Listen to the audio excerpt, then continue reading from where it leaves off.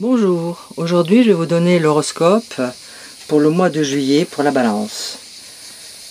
À partir du 9 juillet, Mercure rentre dans le signe du Cancer.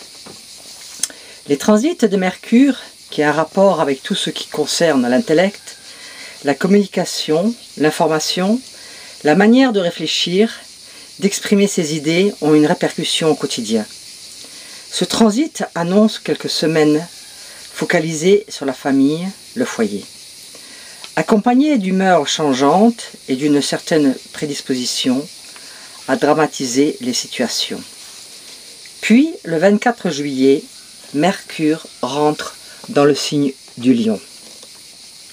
Avec ce transit, nous aurons tous un meilleur sens pratique, la possibilité de concrétiser nos initiatives, de la vivacité et du dynamisme, mais cela indique aussi une plus grande nervosité, des tensions, des échanges verbaux inadaptés que l'on peut regretter ensuite.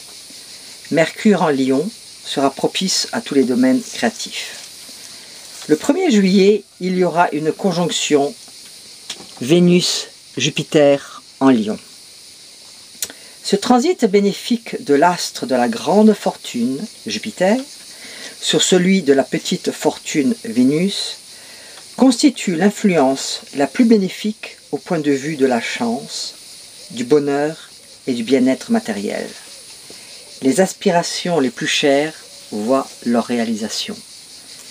Cette période nous rend joyeux, gais, optimistes, affectueux, amoureux, généreux et à profiter au maximum des plaisirs de l'existence. Mais le 26 juillet jusqu'au 6 septembre 2015, Vénus rétrograde. On dit qu'elle est moins forte, moins efficace, elle sera surtout en stand-by. C'est le moment de revenir sur ses pas, de revoir son passé, de se recentrer, de se réorienter. Il faut également agir, il faut préparer pour récolter les fruits dès le 7 septembre. Pour optimiser la rétrogradation de Vénus, c'est le moment de trouver une solution intérieure à des problèmes extérieurs. Les ex-petits amis, ex-maris, ex-femmes risquent de prendre contact.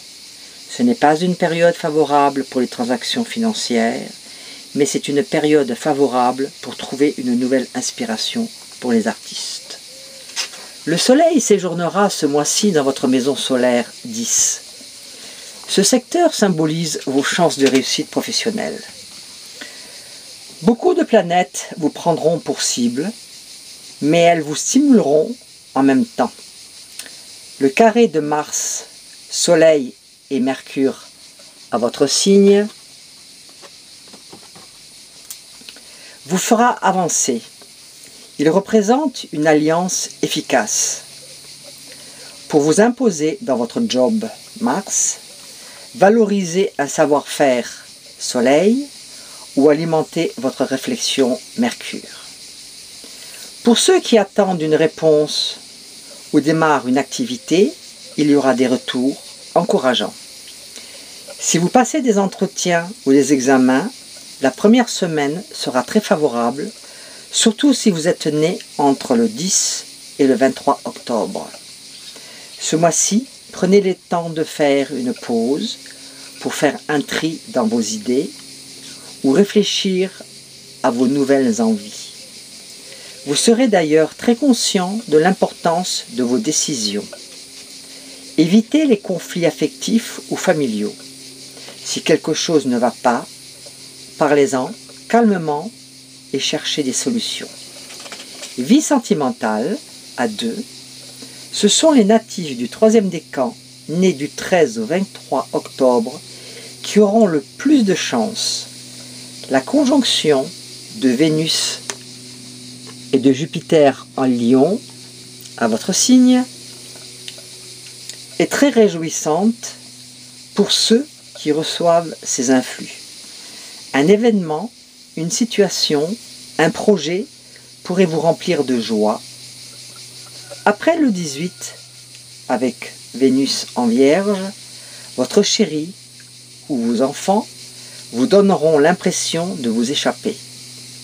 Célibataire, si vous êtes né du 3e décan, plus particulièrement né autour des 14, 15 et 16 octobre, il est très possible de faire une belle rencontre.